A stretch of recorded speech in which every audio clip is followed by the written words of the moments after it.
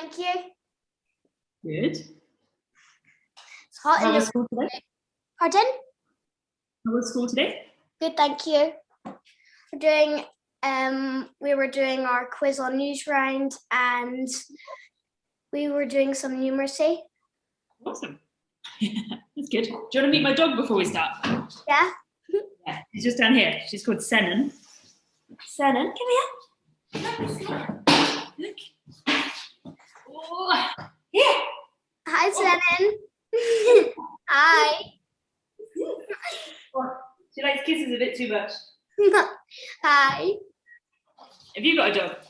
Yeah, I have a dog called Cooper. Oh, what kind is he? He's a golden retriever. Oh, nice. She's a flat coat retriever, so she's a bit like a golden retriever, but black. Nice. Yeah, she's cute. So you got some questions for me? Yeah. So Molly, I've heard that your sister has found Willie Man. Mama.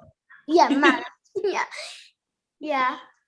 Yeah, she has. So she's an archaeologist. She's quite a bit younger than me. She's 23, I think. She's an archaeologist down in Devon, and they found this amazing cave that some people wanted to build buildings on top of it. They wanted to put houses on top of it, but she had to go in and see if there were any like artifacts. And they found some amazing stuff. They found a woolly mammoth, a woolly rhino, an ice age wolf, and a hyena as well. Just some amazing stuff. Obviously, just the bones of them, not the real things, but still pretty cool. Yeah, and that's very cool because has that just been found recently? Yeah, just they've been excavating the cave over the last couple of months. So just hit the news yesterday. So I knew a couple of months ago, but we weren't allowed to say anything. It was really like top secret. So I told quite a few people secretly, and I said, don't tell anyone. But yesterday it hit the news, so we're allowed to talk about it from yesterday. Yeah, it's good news. Mm-hmm. So when you went up Everest, how was it like what point did you like lose the oxygen? Did you like lose the oxygen at any point? Yeah, so the oxygen, it slowly decreases the higher you get. So if you imagine we're here at sea level right now, and there's so much oxygen around us, we don't even notice it. But the higher you start to get, the less oxygen there is. So you start Everest at base camp, which is about 5,000 meters above sea level. And at that point, there's less oxygen for sure. You'll get a bit of a headache, you'll feel a bit lightheaded, you might get a bit sick if you're unlucky. Then the kind of higher and higher you climb, the less oxygen there is, until you get to 8,000 meters. Have you heard of the death zone before? Yeah. Yeah, it doesn't sound very nice, does it? No, because then you there's no oxygen up there at all. Yeah, exactly. So that's everything above 8,000 meters. And I think there's maybe like a third less oxygen up there, or a third of the oxygen we've got. But it's almost like breathing through a straw. It's really, really hard. And that's when we put on the oxygen masks. And then we have a canister in our rucksack, and we breathe from the canisters in our rucksack. Yeah, so I've heard you work for Van Gogh as well.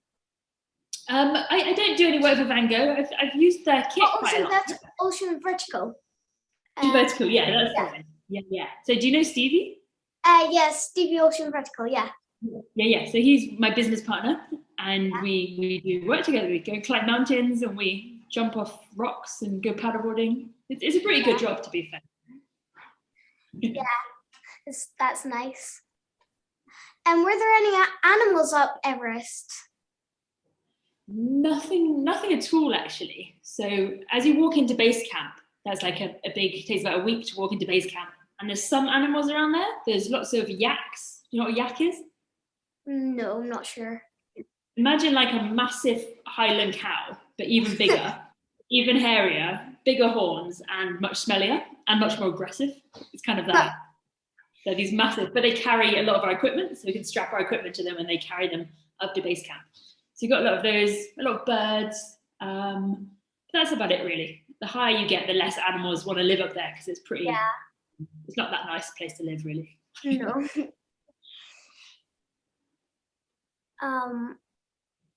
How do you keep food fresh and everything? Guys, bear with me for a minute. I'm going to make my dog be quiet.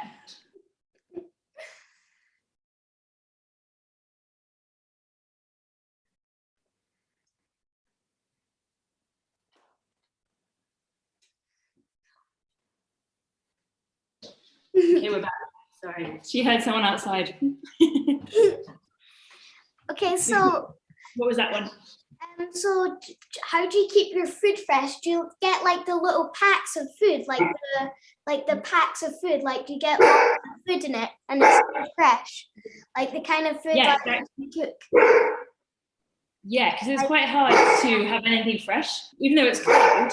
Senna, come here. I'm on an important Zoom call with Skyla. Senna. Don't stop. Good girl. So yeah, we have all the packets of food and they're freeze dried. So it's just like normal meals like spaghetti bolognese or shepherd's pie or curry. And it's in a packet and then it's got this process called freeze dry, which means that I just have to add boiling water to it. And I add it to it, I stir it around and then I can eat it and it's fine. And they've got lots of calories in them and they taste okay. But it's hard to get any kind of fresh fruit or veg or anything. Yeah. Because my dad has a lot of them all stashed up in the pantry just for him. Does he? Does Yeah. he eat them?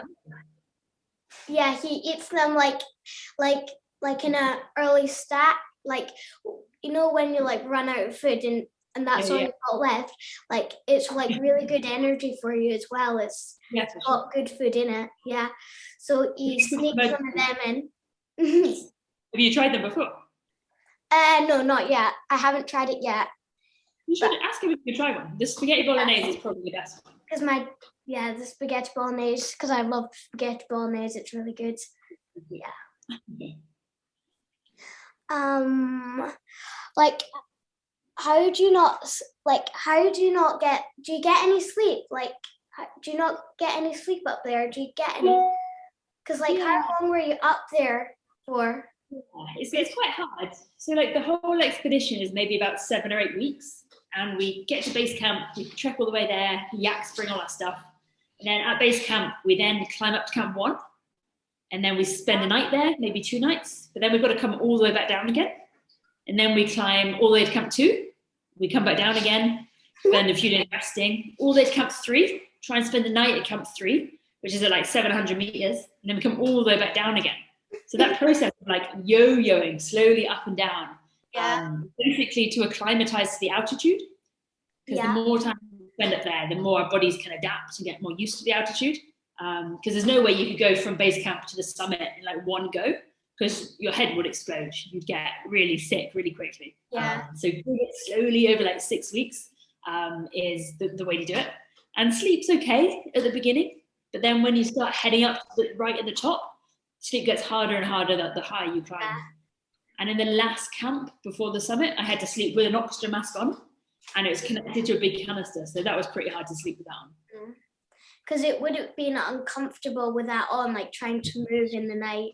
Yeah, exactly. And it goes around your head and it's not comfy at all. And you're also a little bit scared as well. So that's probably why sleeping harder. So is there any more challenges like you're heading towards, like any more bucket lists? Nothing major at the moment, because my last big one was Antarctica, and that was really big and like really hard. And I got home from that just before COVID hit.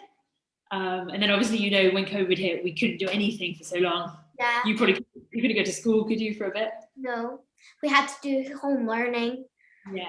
It was a bit hard because you don't want, because like it's tricky to work at home. Like you don't want to like work at home because like you want to do a lot more things because you have so many toys at home. You want to play with toys, and then still work's like left in that big pile over there. I'm like not doing that because there's so much homework because it's just building up because you're never doing it. I know that feeling very well. So yeah, no plans at the moment because obviously like COVID happened and then I couldn't travel for a couple of years. But now I'm pretty busy with all the stuff at Ocean Vertical, kind of building business. Ocean Vertical gets very busy. Yeah, definitely, especially in the summer. There's other stuff I might do in the future, so we just have to keep an eye and see what I get up to. Do you do any classes on Ocean Vertical at any time? So I'm helping out with some of the mountaineering classes. So this winter people are coming up and we drive them all the way to the Highlands and then I spend a day with them climbing the Highlands. And then I'm also a paddleboard instructor now, so I can do some paddleboard lessons if I want to. But I mainly do the kind of stuff in the office, the boring stuff, social media and that kind of thing. Doesn't sound very fun. Yeah, no, it is. Yeah. What do you want to do when you're older? Pardon? Do you know what you want to do when you're older?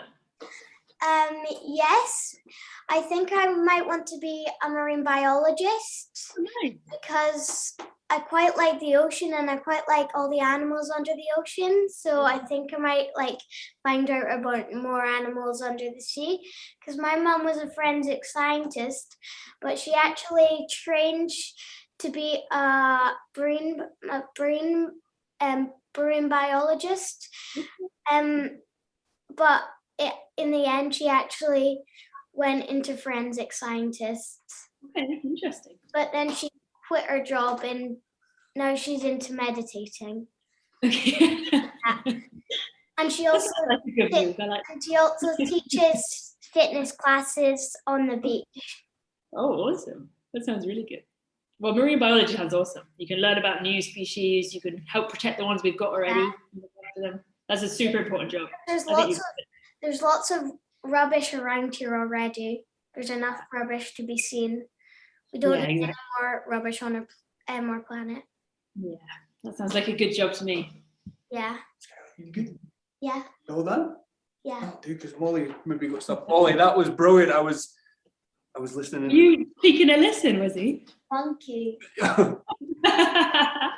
Mollie, thank you so much for that. That'll be brilliant for the class. Thank you so much, Mollie.